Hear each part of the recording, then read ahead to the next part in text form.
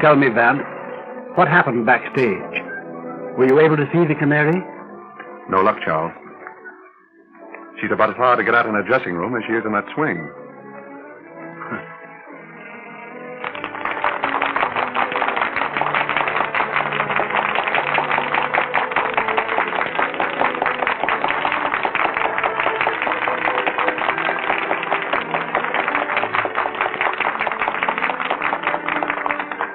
If you want an idea of what I ran into back there, let me point out a few of her admirers.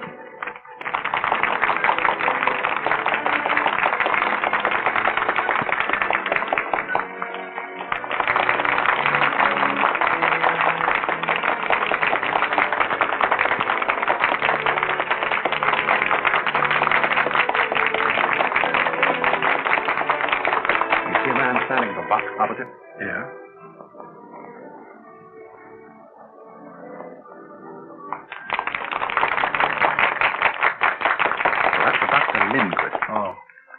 He was outside her dressing room just now, along with these other two. I understand that the Canary has her claws in all three of them. Are they rich? Naturally. Well, then what does she want with my son?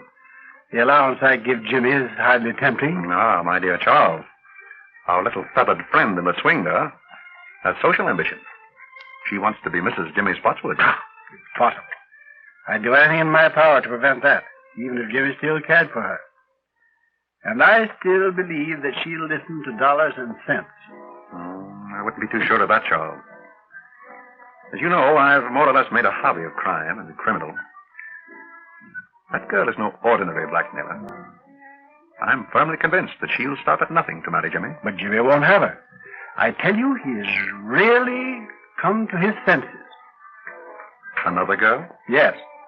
Well, you know her. Alice. Oh, yes, of course. A very nice girl, too. Yes, she is. Vance, I'm afraid that I'll have to use my own judgment in this matter. I'm going to see this Canary at her apartment as soon as possible.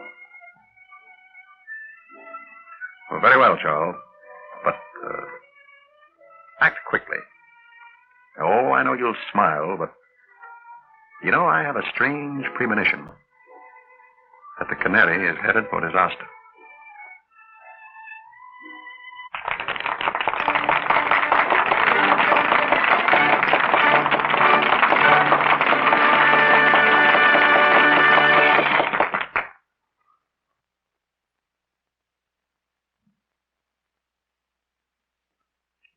Evening, Mr. Spotswood. Hello there. Shall I announce you to Miss Odell? No, don't bother. That's perfectly all right. Very well.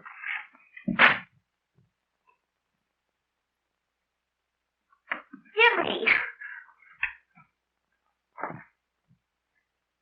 Alice. Jimmy, you were going to see the Canary again. No, I wasn't, dear. In fact, I just started to put this note under her door to tell her so. Oh, Jimmy, I'm afraid of her. Oh, she's clever and cruel and unscrupulous. She'll hurt us again. I know she will. No, dear. She can't hurt us now.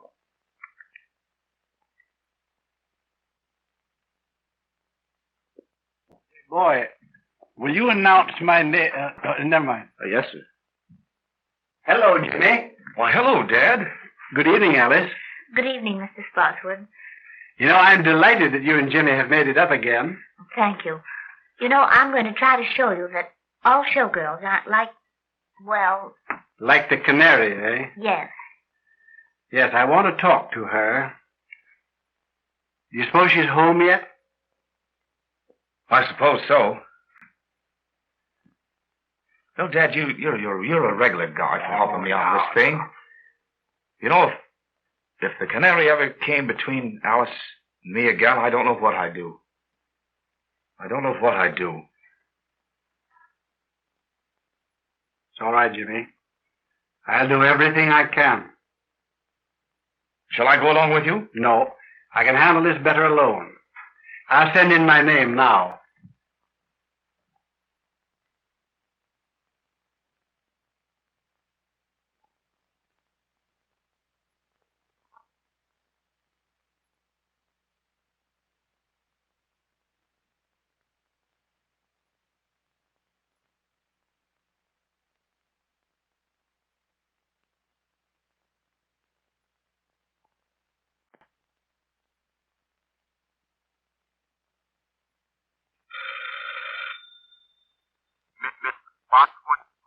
Send him in, please.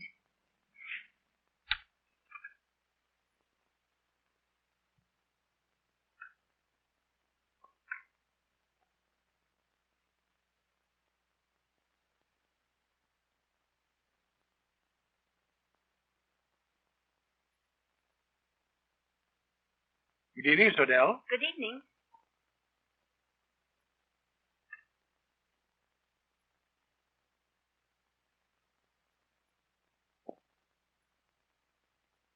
Shall we go over here? Why, yes.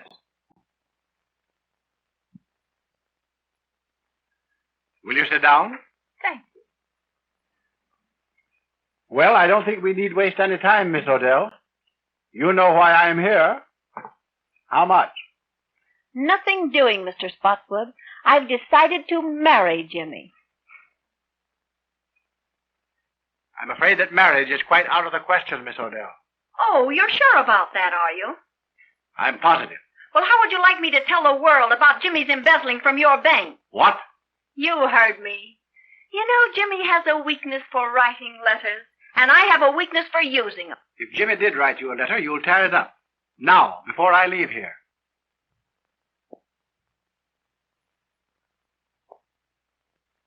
Sure. Go ahead, tear it up yourself. My memory's still perfect. Yes, I see. Yes. Very well. You win. Now, what do you really want? I've told you what I want. I want to be Mrs. James Spotswood, and that's that. Oh, haven't you any heart? Won't you give him up, Miss Odell? For the sake of his happiness, for the sake of the girl whom he really loves. Give him up. Now, what do you want me to do? Burst out crying? Listen, Mr. Spotswood, I know all about Jimmy and Alice, and if he marries her, I'll tell every newspaper in this country that he's a dirty thief. Oh, no, you wouldn't dare do that. That's blackmail. Sure it is. Call it anything you like. But get this into your head, that that's what I'm going to do. Well, that remains to be seen. Good night.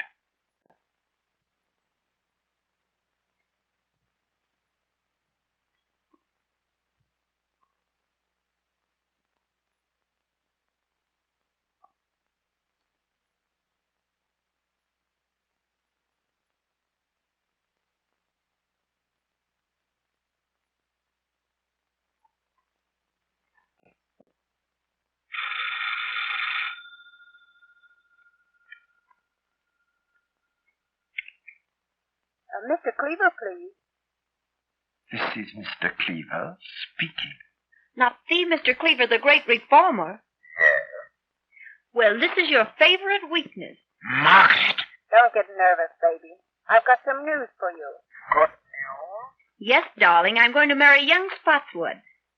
Well. May I send you my heartiest congratulations? You bet you can, but send 'em from Tiffany's. You heard me, and send me one of those fancy autographs of yours on a nice, fat check. I'm very sorry, but I'm afraid I shall have to refuse. Ah, be yourself. Big reformers who lead double lives can't refuse. Now look here. I'll see you dead first. Listen. You'll be here after the theater with the dough and like it. The little rat.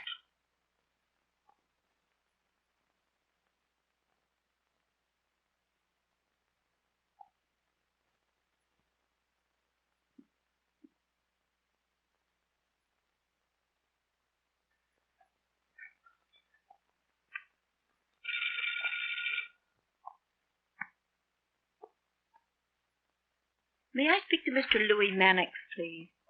Quiet, my wife. Don't get excited. I just thought you'd like to know I've sold the body down the river. I'm going to marry young Spotswood. Splendid. Yes, darling. And I've decided that you're the best man. Best man? Yeah, the best man I know of to kick in with a nice, handsome present in cash. See here, you know I can't afford. What do you mean is, you can't afford to let the ball and chain know what a big-hearted Santa Claus you've been. Now, look here. I've told you what I'd do to you if you ever got to the wife. Forget that bunk. And be on my front porch after the show with that Jack, or I'll get to your wife all right.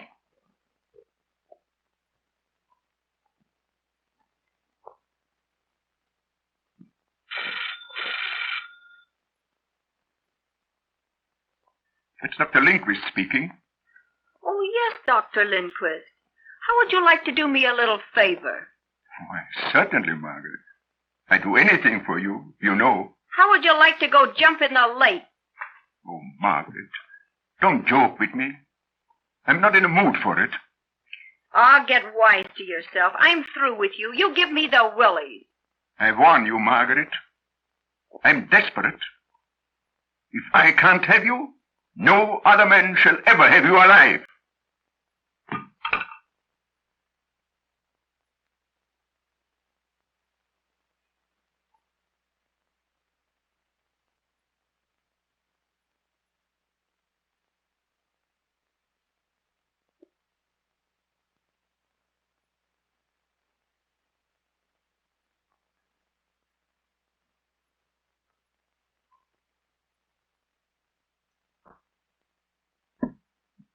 Tony!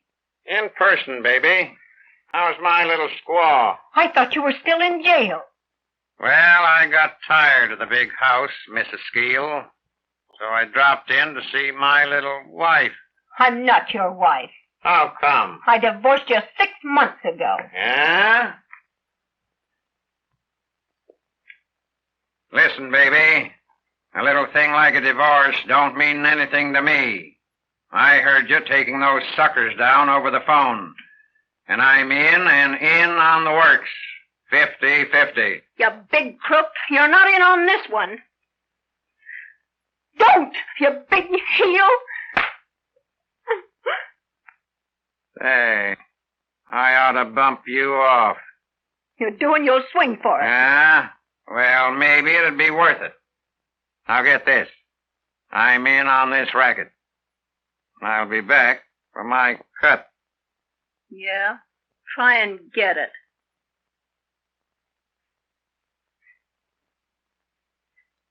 Say, baby, don't bother changing the box on this door. The lock I can't pick is still in Yale.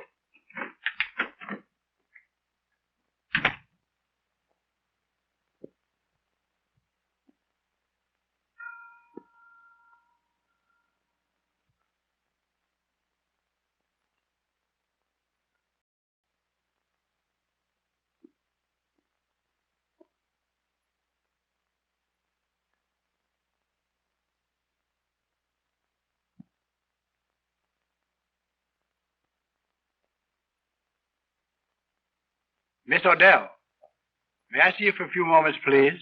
It won't get you anything, but come ahead. Thank you.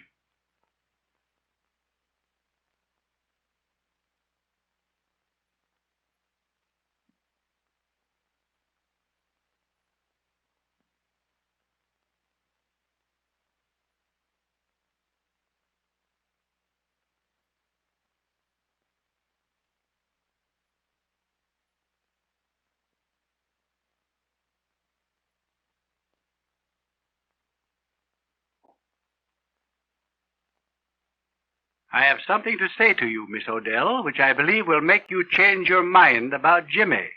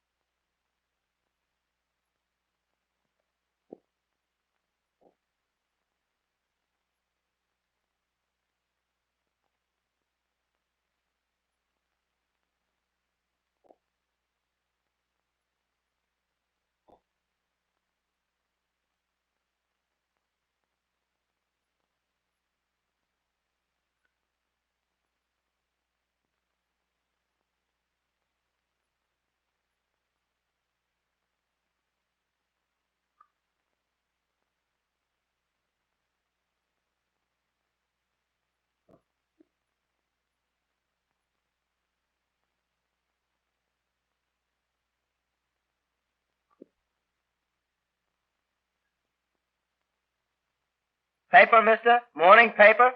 No. No. No.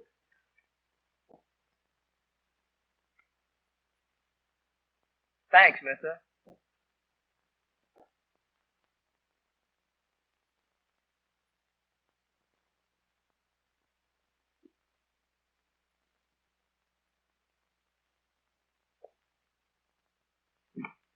Very well, Miss Odell. That suits me perfectly. Take it over tonight, and I'll come for your answer in the morning. Good night.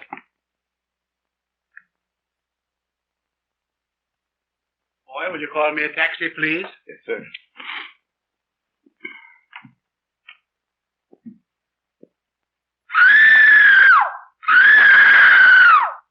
What's that? Miss Odell!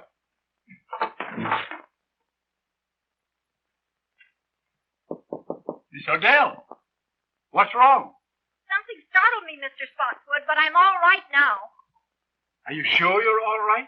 Yes, quite sure. Run along home and come back in the morning. Oh, very well, then. I'll see you in the morning. Good night.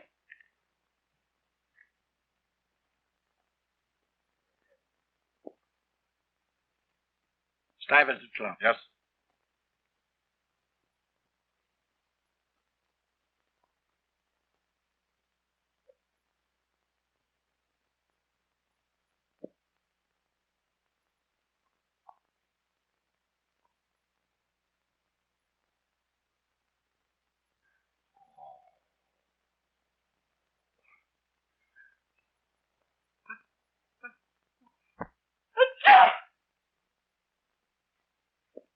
Say, fella, what's the big idea in you coming in here late? Me late? Yes, you late. I've been here for an hour. I don't want that stuff. Well, I've been here. I beg your pardon. Mr. Spotswood, calling on Miss Odell by appointment.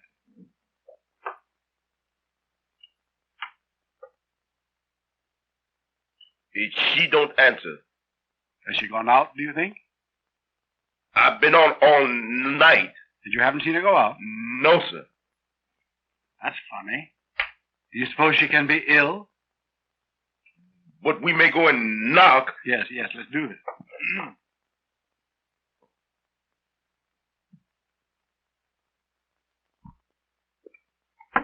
Miss Odell.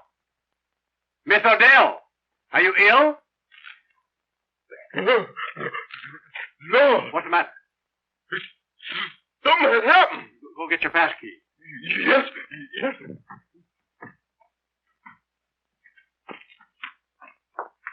Say, fella, he's running to get a cop. And say, he's get get a big one, too.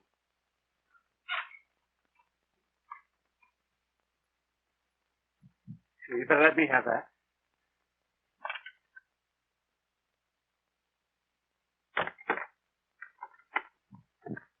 What's the matter here? Something's happening there, officer. Better take that key and go in.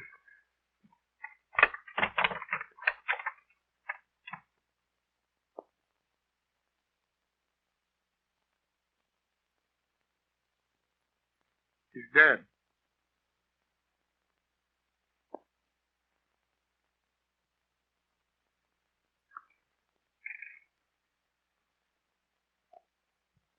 Police headquarters, please. Patrolman Cassidy speaking. There's a woman dead at 184 West 71st Street. It looks like murder. Okay, Cassidy.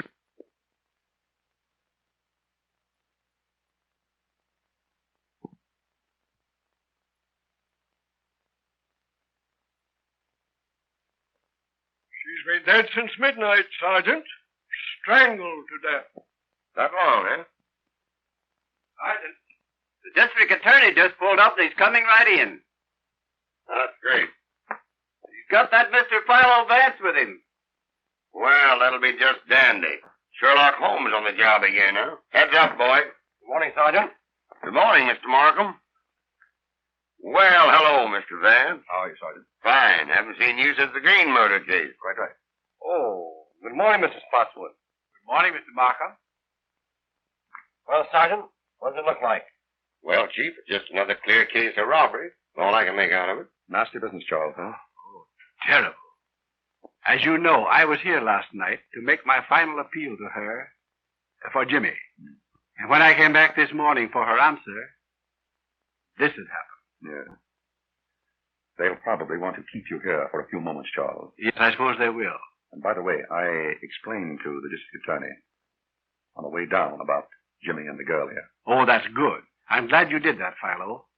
You know, if I can tell you anything that will help... Well, perhaps later, Charles. Meanwhile, I'll have a bit of a look about. I don't think there's anything worth you looking at, Mr. Vance. It's a clear case. Robbery. She put up a battle and they wrecked the joint. I see.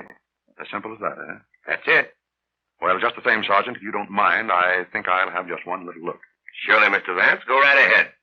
Make yourself perfectly at home. Thank you, Sergeant. Excuse me, Mr. Policeman. When do we sleep? So you get this, sonny boy. You'll go for a long sleep unless you button up that big trap of yours. Yes, sir. Sergeant, Yes, Chief. any fingerprints? Well, so far, no. I'll tell you this job was done by an expert. It's perfect. Yes, that's just the trouble. What's that? It's too perfect. Well, that's a little over my head, Mr. Vance. Just what do you mean by too perfect?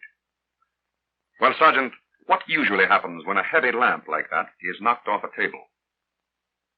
Well, I don't know, but I'll bite. What does happen?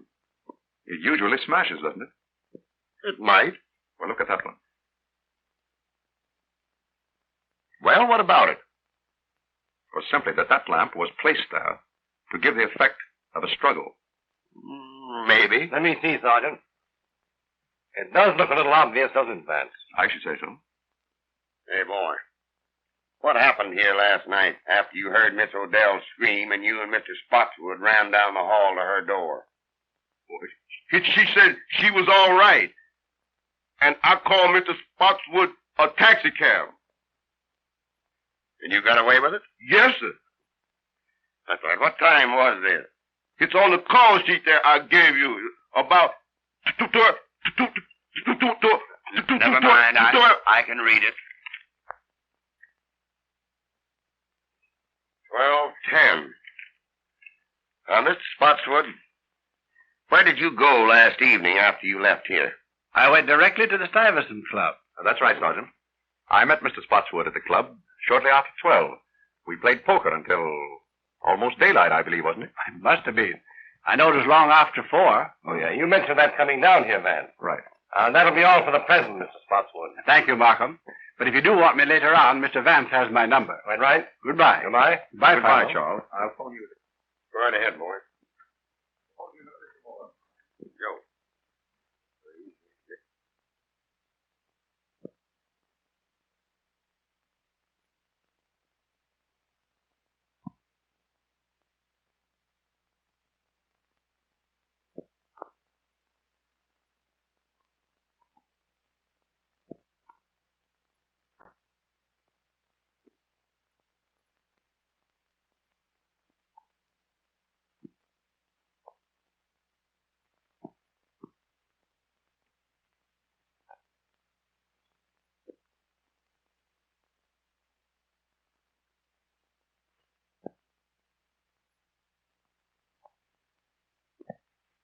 Oh, Sergeant, would you step over here for a moment, please? All right, Mr. Vance. What is it now? Do you observe anything peculiar here?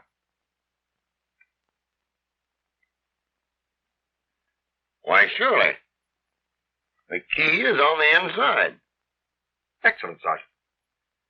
Don't you think we might go over that knob for fingerprints? Well, now, Oh, I get you, Mr. Vance. The murderer locked himself in this closet. When Spotswood left, he came out and croaked the canary. No, I hardly think so, Sergeant. If you will observe, this is the one place in the entire apartment that hasn't been disturbed. Now, what does that signify? That and the fact of the key being found on the inside. Just as I told you. The murderer was in this closet and came out when Spotswood left. I don't think you quite get my point, Sergeant. If the murderer had been in here, he would have upset this closet as he did the rest of the apartment, wouldn't he? Well, yes, I guess he would. Precisely. Gentlemen, it was someone else who was in that closet while the apartment was being ransacked. And that someone witnessed the murder. Through the keyhole. Splendid, Sergeant. And if you'll find who was in that closet, I think you'll learn from him, or her, who it was that killed the canary. Sergeant, get the fingerprint, will you? Oh, Joe. Oh, Sergeant, you might check up on the other apartments. Mr. Vance and I are going outside.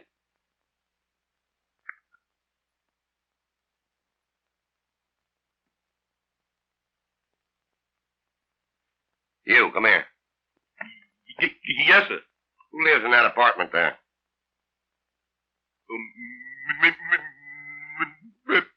Miss Alice LaForce. Isn't she the dame that had the battle with the canary the other night over young Spotswood? All right, all right.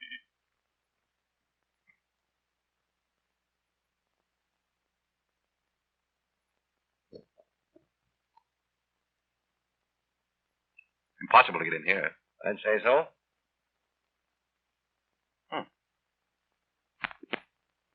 What's this?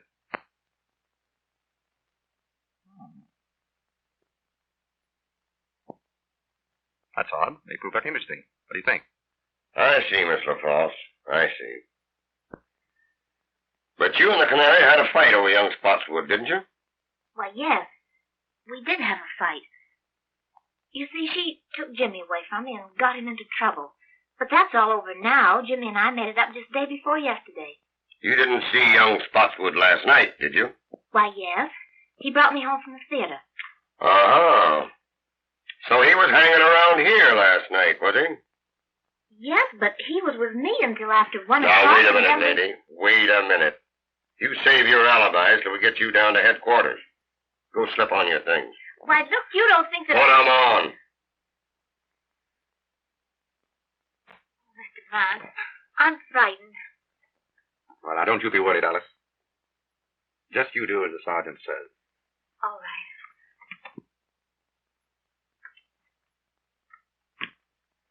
You know, I'm beginning to question this robbery theory, Mr. Vance. You and I were right. Oh, yes. see plainly that this murder is all mixed up in a love pact. You know, Chief, I think we'd better round up this young Spotswood and give him the works. What do you say? Quite right, Sergeant. Markham, I'd like you to add a few names to that list, if you don't mind. The men I mentioned on the way up here. Dr. Ambrose Lindquist, John Cleaver, and Louis Mannix.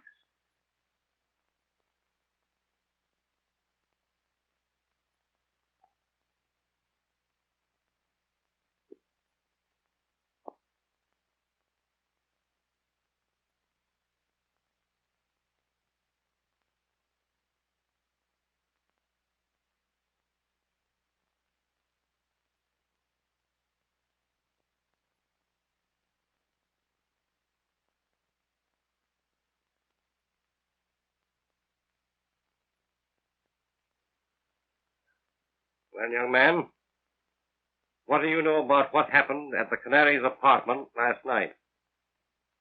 Nothing. But look here, sir. That has nothing to do with Alice. I mean, Miss LaForce. The papers say the Canary was murdered before midnight. And I tell you, we were together the whole time. It isn't fair to hold her. You haven't the right. Now, Jimmy, don't get worked up. Everything's going to be all right. Why not interview the others first, Mark? Very well. Gordon, take Mr. Spotswood out in the other room and hold him there. I'll talk to you a little later, young man.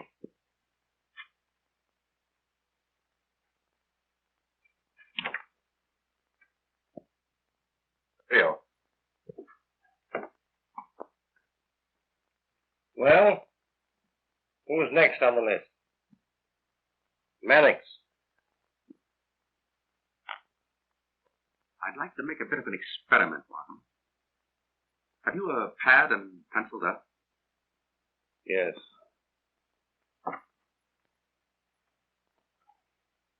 There you are. You have that newspaper handy? Yes, right here. All ready? All right.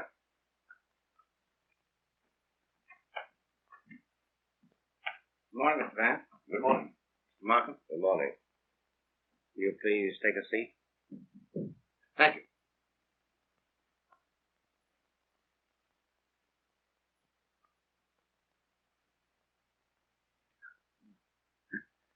Sorry. Mr. Mannix, there are a few questions I'd like to ask you. Questions? What about?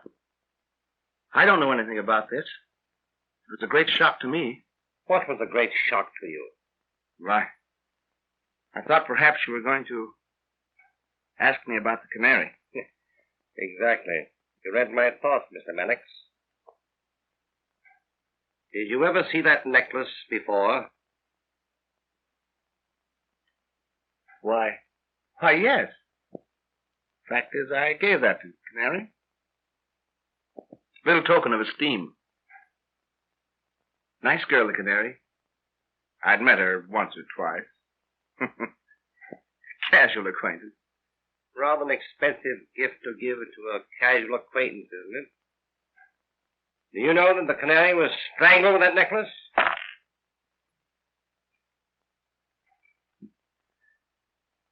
Most remarkable. Unfortunate, I should say. Where were you last night between 11 and 1 o'clock? Between 11 and 1? Yes. Let me see. Why, I was home. I went to bed about 10 o'clock. Tired out. You understand.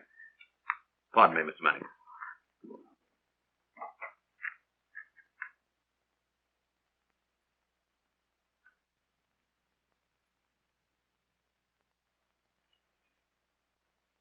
Any comment to make, Mr. Mannix? Odd habit of mine, drawing triangles. Mr. Manning, if you were in your bed last night at 10 o'clock, how did you manage to drop that newspaper just outside the Canary's apartment? That edition isn't on the streets until 11.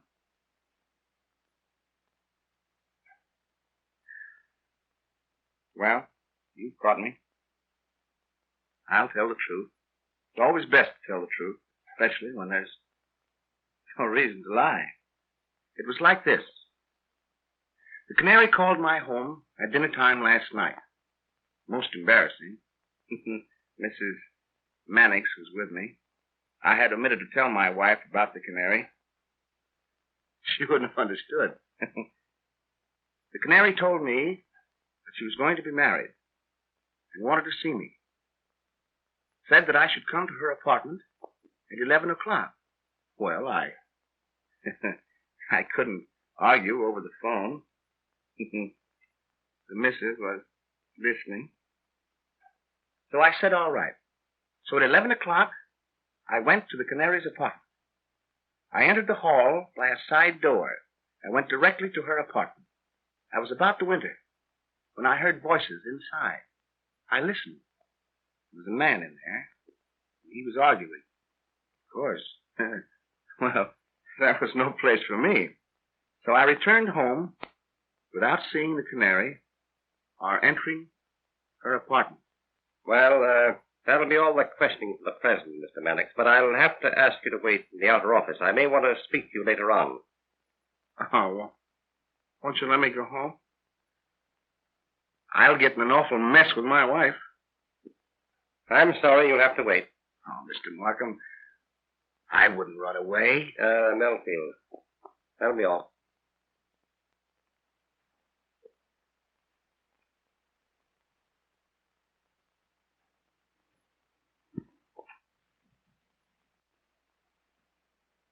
Mr. Markham, you've got to help me square this with my wife.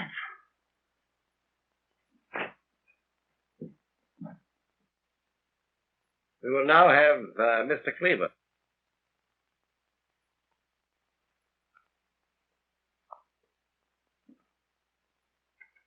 Good morning, Mr. Cleaver. Good morning, Mr. Markham. Can I do anything for you? Will you please have a seat? Mind if I smoke a cigar? Well, please do.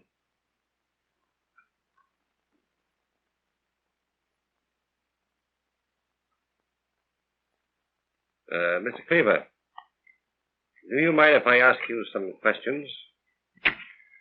Why, of course, if I can be of any help. Where were you last night between 11 and 1 o'clock? Motoring up the Hudson in the moonlight, alone. So I don't see what that has to do with the district attorney's office. Well, only this, Mr. Cleaver. If you were indulging in the nocturnal beauties of nature along the Hudson last evening, how does it happen that this cigar van, bearing your initials, was found just outside the Canary's window at an early hour this morning?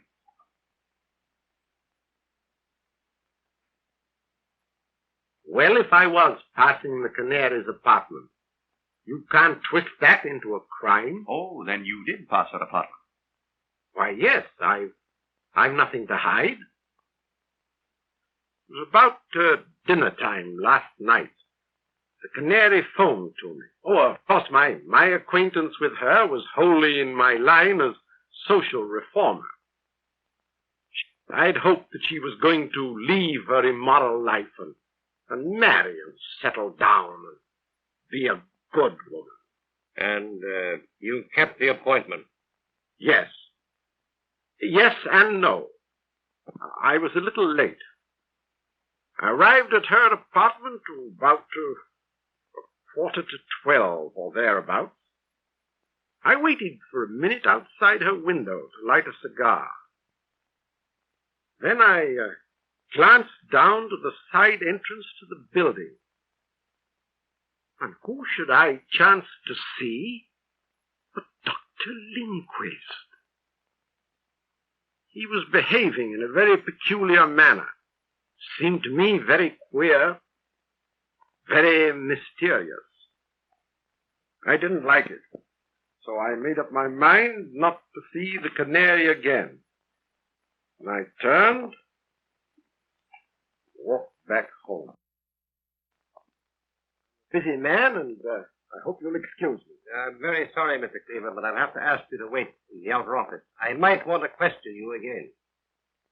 You mark my words, Markham. You'll be sorry for this. Well, I'll take my chances, Mr. Cleaver.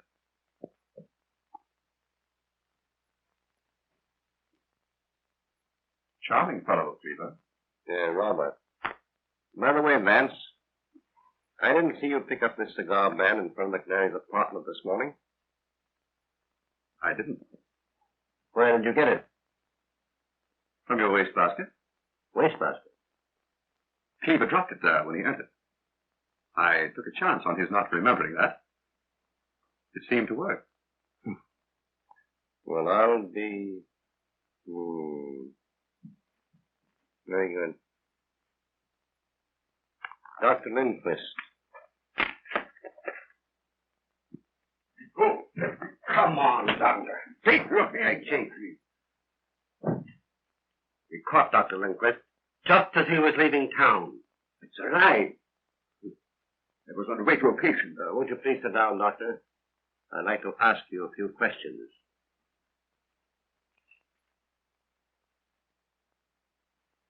Doctor, where were you last night between 11 and 1 o'clock? None of your business. It is some of my business. You were seen coming out of the Canary's apartment at midnight. Liar! Not so fast, Doctor. Calm yourself, Doctor.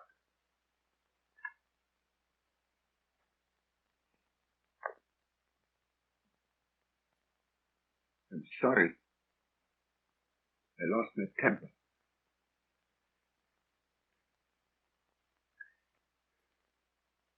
I'm under a terrible strain. I love Canary dearly. And I'm terribly upset. Do you know that the Canary was strangled with that necklace?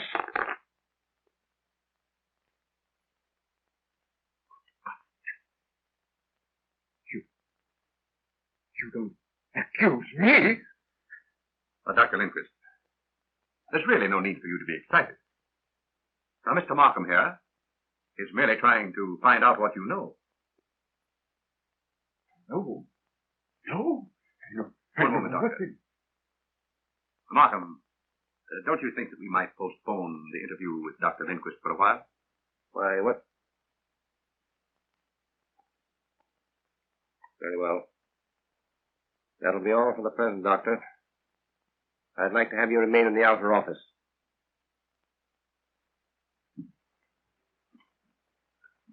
Come on, Doctor.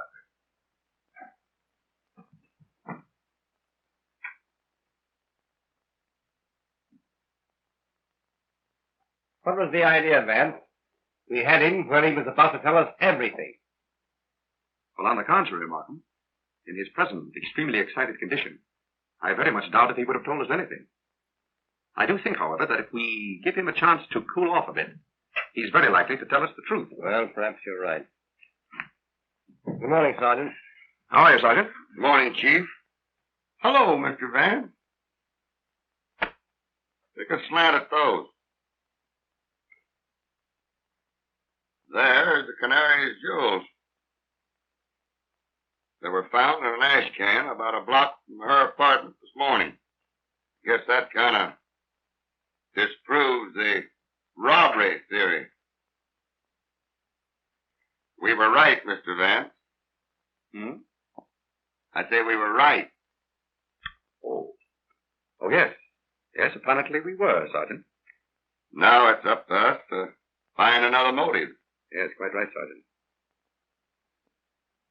You know, Markham, I've been thinking this over all morning. And I believe that I can come pretty close to the psychology of the man who committed this murder. I believe that I can pick him out from that list of suspects, if he's among them. However, it will require a bit of an experiment. What is in your mind? Well, I'd like to use that conference room of yours there for a friendly little game of poker with your suspects. Well, now, that's a cute idea. Just what is your idea, Vance? Well, just this, Markham. A man's true nature always comes out in a game of poker. Now, I know the type and the temperament of the man who murdered the canary. And in a game of poker, I believe that I can come pretty close to putting my finger on him. That's a new way of catching crooks. Take it easy, Sergeant, will you, please? Well, go ahead, Vance. The experiment can do no harm. Right. Now, I'd like to have the sergeant's help. Well, I'd be very glad to help you, Mr. Vance. As long as you don't try to hang the murder on me. Sergeant, will you take Mr. Vance's orders, please? Okay, Chief.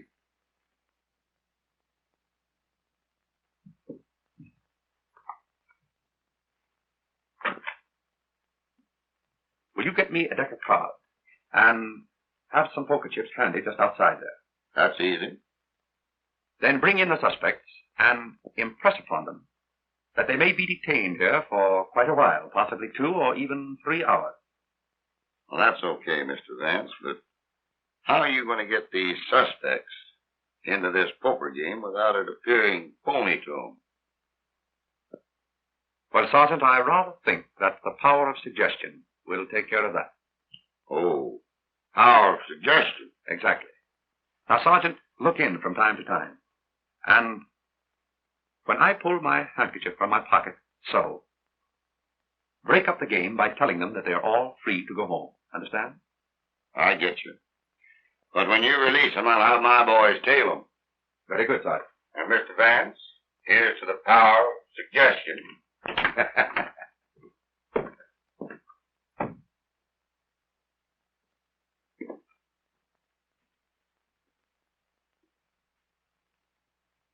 Jimmy?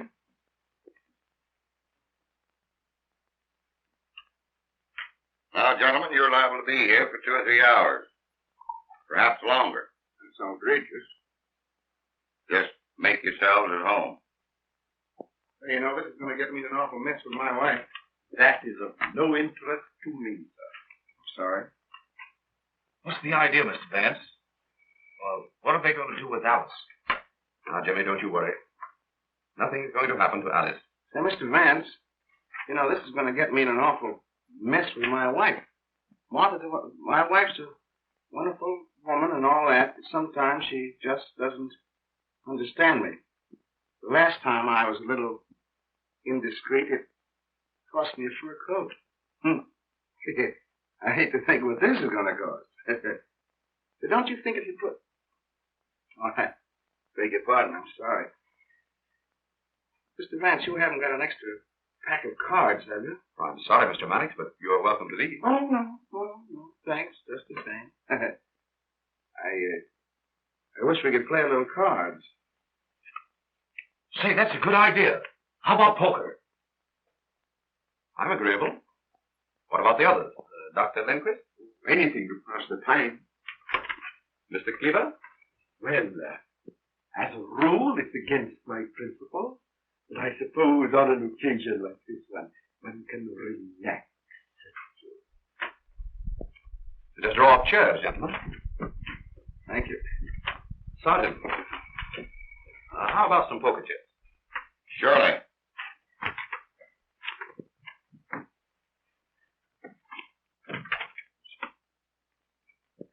Chief. Yes? Mr. Spotswood is here. Come in. Come in, Mr. Spotswood. Good morning, Mr. Spotswood. Good morning, Markham. Good morning. I say, Markham, what are you holding Jimmy for?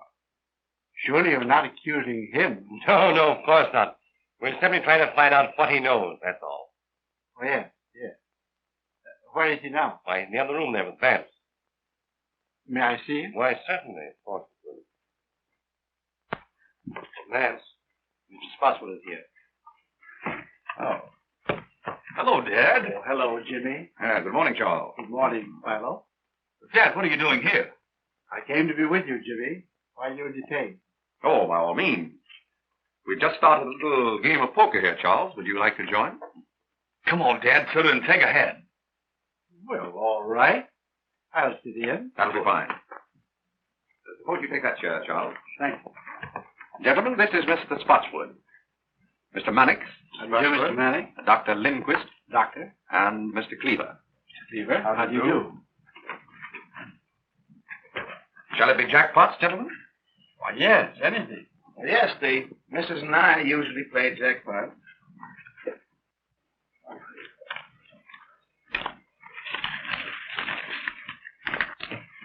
Cards? 3, Mr. Vance, please. Thank you. Cleaver. 2, please. So it's between you and me, Mr. Cleaver? Yeah.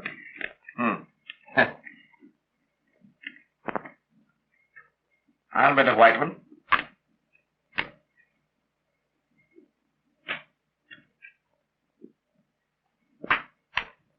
Oh, so you're calling me? Yeah. Well, just openers, pair of jacks.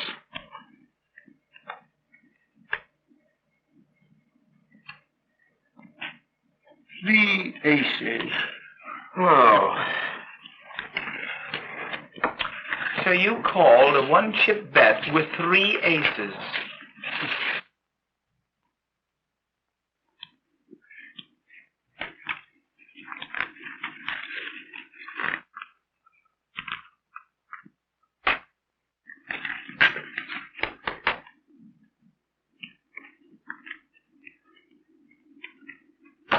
Open. I'm out.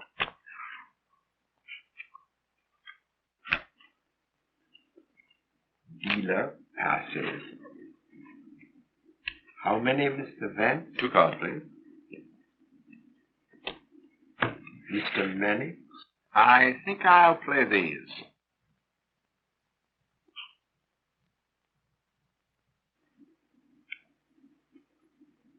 I'll check the bet to you, Mr. Manning.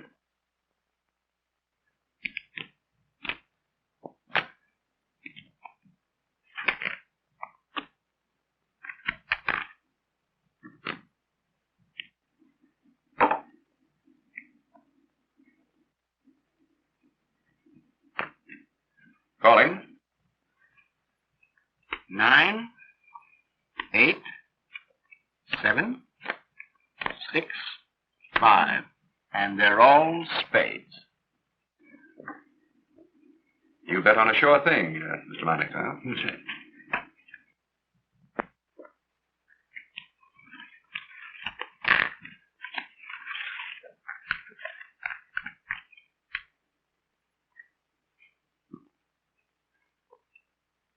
I open for 1.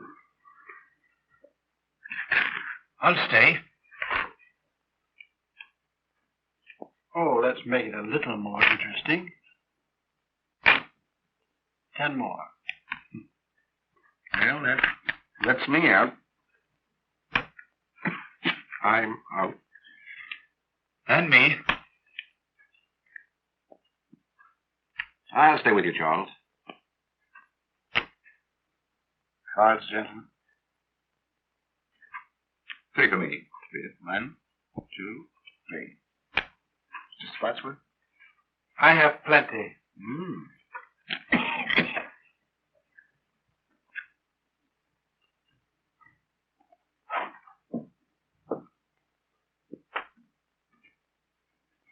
A white stack, Charles. 2 white stacks. See.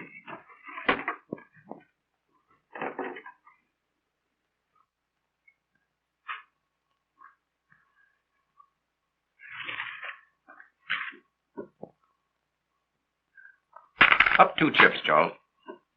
2. Oh, you want me to do the betting, eh?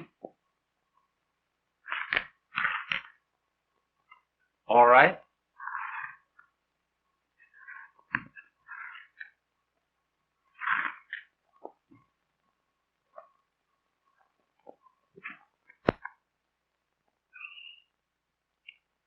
I'm afraid I'm overcome by curiosity. What have you? 2 deuces. They're good. They're what? Well, why the philanthropy, Powell? Well, I had case 5.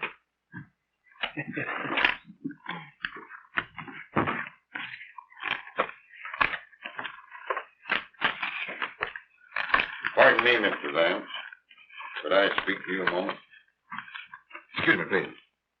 We've traced the fingerprints. And this is the bird that was in the closet and saw the Canary murder. Gentlemen, here is the man who was in the Canary's clothes closet and who witnessed her murder. Well, I shouldn't like to be the man he saw. Thank goodness he didn't see me through the keyhole. So that man witnessed a murder.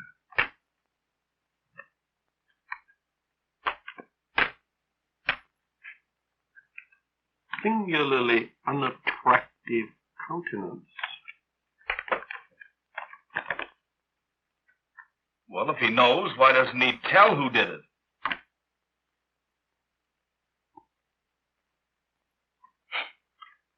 Gentlemen, I've been instructed by the district attorney to inform you that you're all free to go home. Thank goodness for that. I wonder what the wife will say. Has anyone a fountain pen, please? There's mine. Oh, thank you, sir.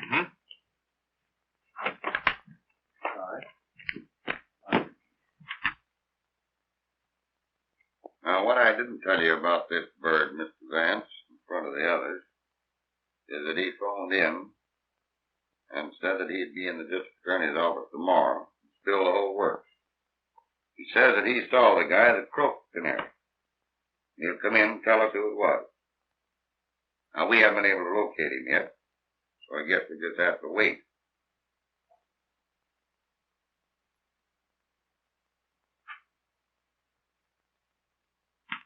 Well, Sergeant, that takes the matter out of my hands.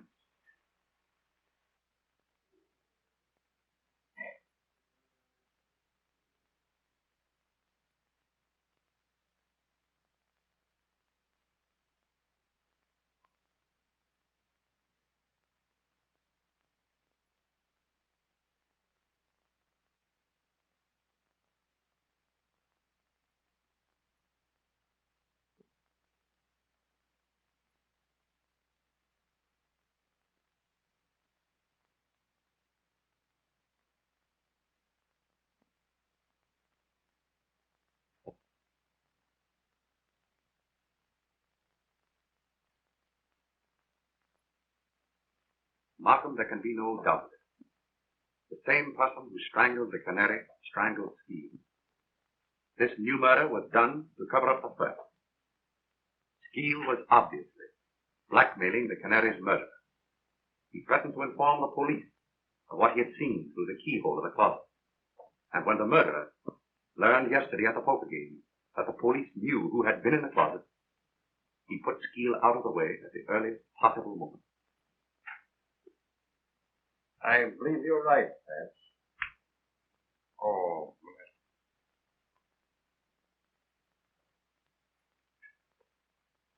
did any of the suspects get away from your men last night? We never lost sight of Lindquist, Mannix, and the girl. But young Spotswood and Cleaver gave us the slip. That'll be all. Vance? That leaves Jimmy and Cleaver. Morning, Chief. Morning, Heath. Morning. Hello, Mr. Vance. Good morning, Sergeant. Well, Chief, everything's okay. I've got the guilty man, and I've got him right. Got him? I hope to tell you I have. Where is he? All right, Mac. Bring him in.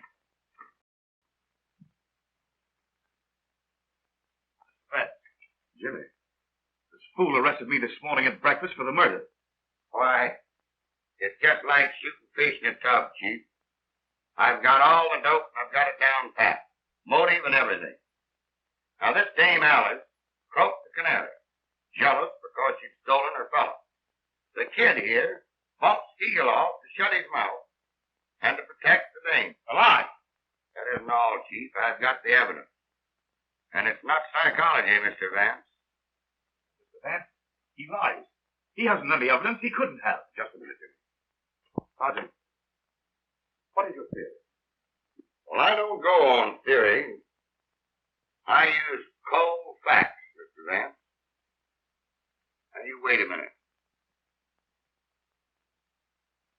Did you ever see that pen? Yes. Mine. You bet your life it's yours. Take a look at that pen, Mr. Vance.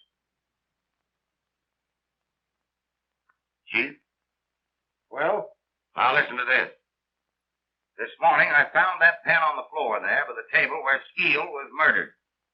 And the kid here admits that it's his.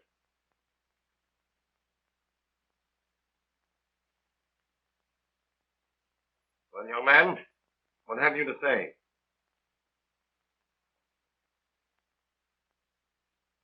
Yes, I killed them. Both of them.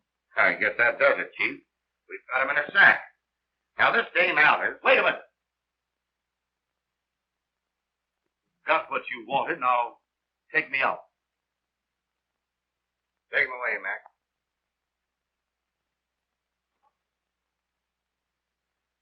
Well, I'll see you later at the office, Chief.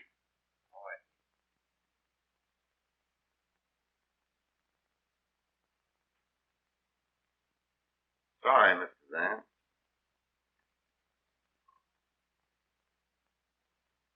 Well, Vance, I guess that closed the case. No, Markham, it doesn't. What do you mean? I mean that the boy is not guilty. Well, that's nonsense. Not nonsense, Markham. Because I know who is guilty. Come now, Vance. I tell you, Markham, I know. And inside of 1 hour, you'll know too. I'm going to telephone at once to the real murderer and have him come to the Canary's apartment. And I want you to be there. The boy has confessed everything. Markham, if you don't meet me there, you'll be the laughing stock of New York in 24 hours. Because I'll have the confession of the real murderer. Well, all right, Vance, if you want it that way. I'll be there.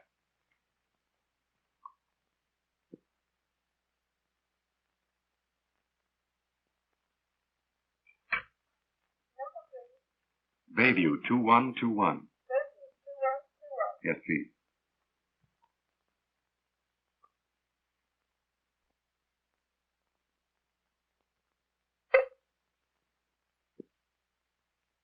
This is Philo Vance. I want to speak with Miss... Oh, hello, Philo. How are you? I didn't recognize your voice. I've something of extreme importance to tell you. Jimmy has just been arrested. He has confessed to the murder of both the Canary and Steele. Do you understand? Yes, I understand, Philo. Jimmy is not guilty. I am the man you want. How soon will you meet me at the Canary's apartment? It'll take me almost an hour to get in from the country, but I'll be there. Good.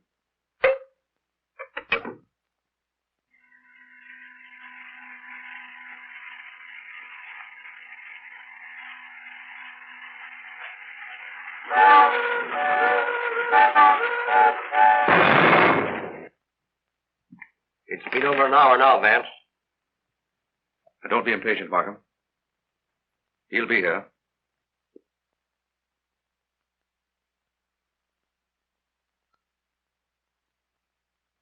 Who is it you're expecting? You wouldn't believe me if I told you. And I must admit that without his confession, I haven't a shred of real proof to offer you.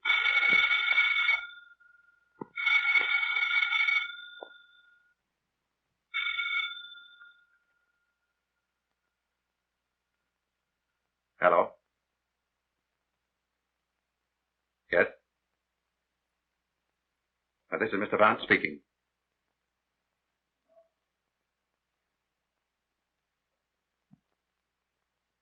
What? Yes. All right. What is it, Vance? Spotswood has just been killed in a motor accident. Spotswood killed?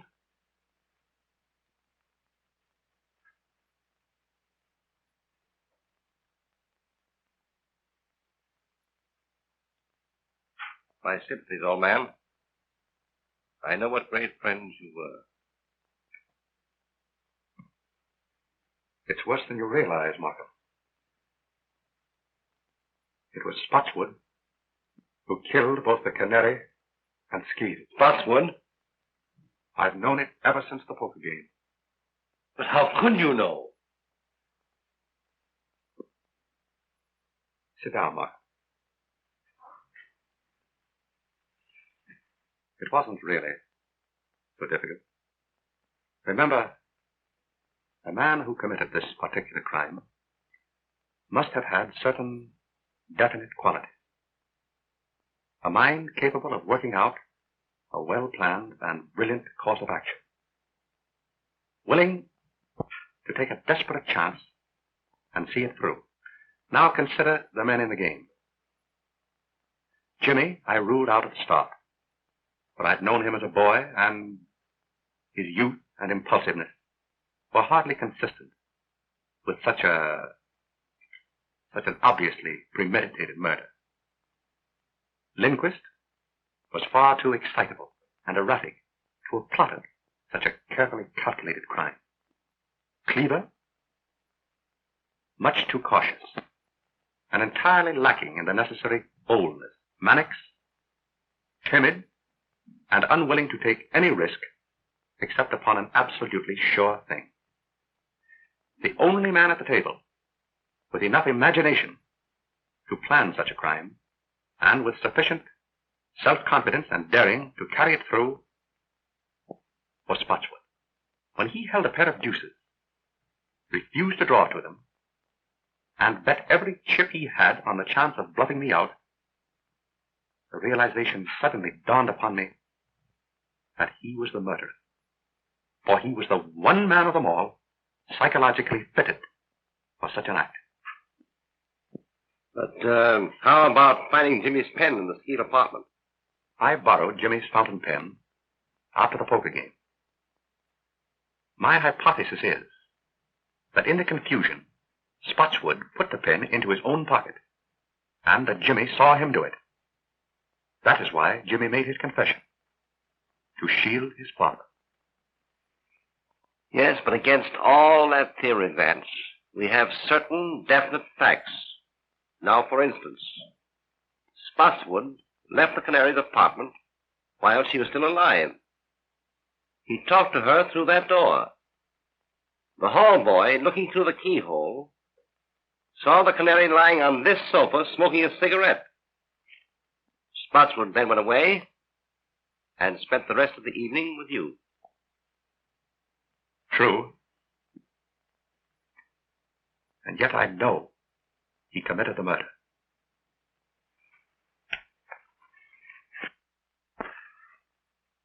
I've got to find out how he did it. I'm afraid you will, Vance, so that Jimmy can go free. Spotswood himself was coming here to tell how it was done in order to free Jimmy. And now he's dead. I've got to solve it.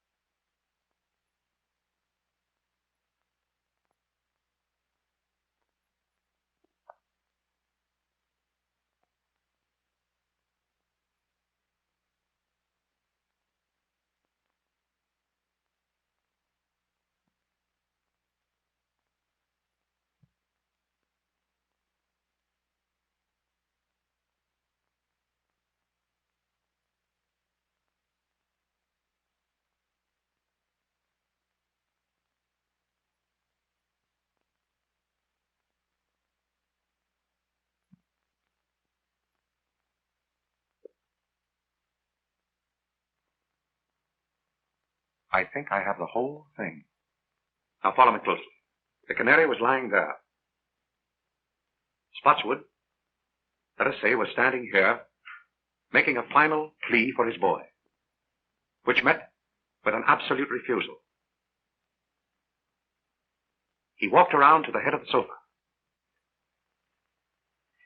Suddenly, he clapped his hand over her mouth, and with his other hand, caught her necklace, and before she had a chance to cry out, he strangled her. He then proceeded to set the stage, to make it appear that the crime had been committed with robbery as a motive. He stripped her jewels from her and placed them in his pocket. Then, he took a cigarette from that box and lit it. He laid her hand here, placed the cigarette between her fingers, so that in case anyone should look through the keyhole of that door there, it would appear as if she were lying here smoking.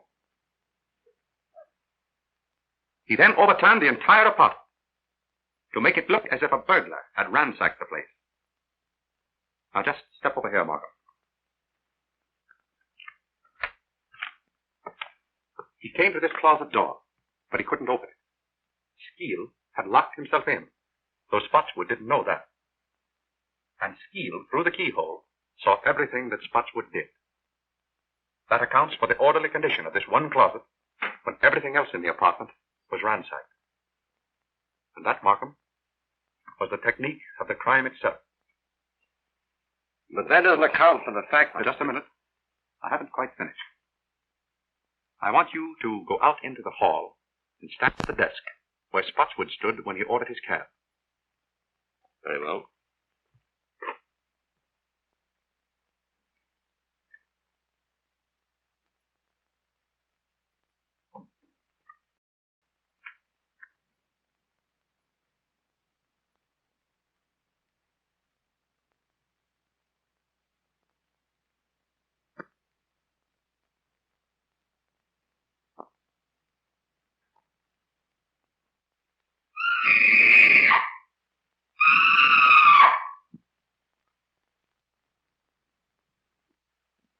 Something startled me, Mrs. Spotswood. But I'm all right now.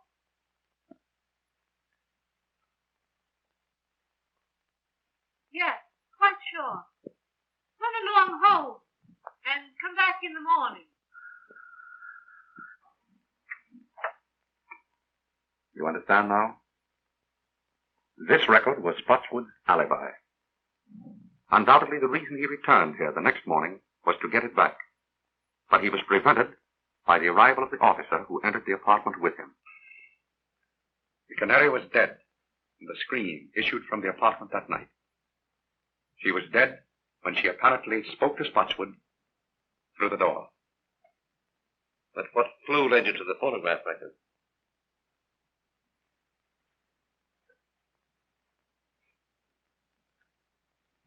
It was this magazine. That is hardly a magazine the canary would have read. So I concluded that someone else must have brought it here. Then, in running through the pages, I happened to notice this. Look closely. You see it? Why, yes, the imprint of a large circle. And on the opposite page? The same thing. Precisely. As if a disc had been pressed between the two pages. That brought to my mind the thought of a phonograph record. And suddenly, the whole plot became clear to me. It was the only way that Spotswood could have committed the murder and have produced a voice in the apartment after the canary's death. But I can't understand how he could have reproduced the canary's voice. It wasn't the canary's voice, Markham. Spotswood made that record himself. Probably it was his own voice, in falsetto. And remember, it was only necessary to fool the houseboy and for a closed door. Yes. I can see it all now. He played the game shrewdly and boldly. It was Jimmy's whole life's happiness that was at stake. And Spotswood risked his own life for his boy.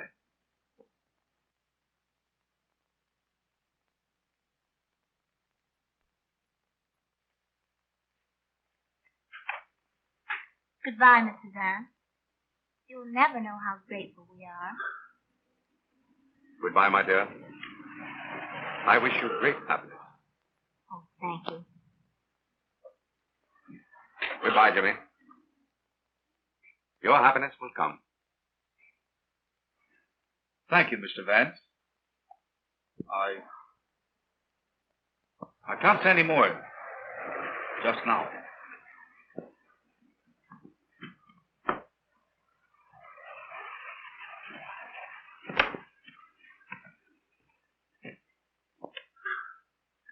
Well, Mr. Vance? Well, Sergeant. I guess we put it over again. Right you are, Sergeant. Many thanks. Well, I'll be seeing you later. Goodbye. Goodbye, Sergeant.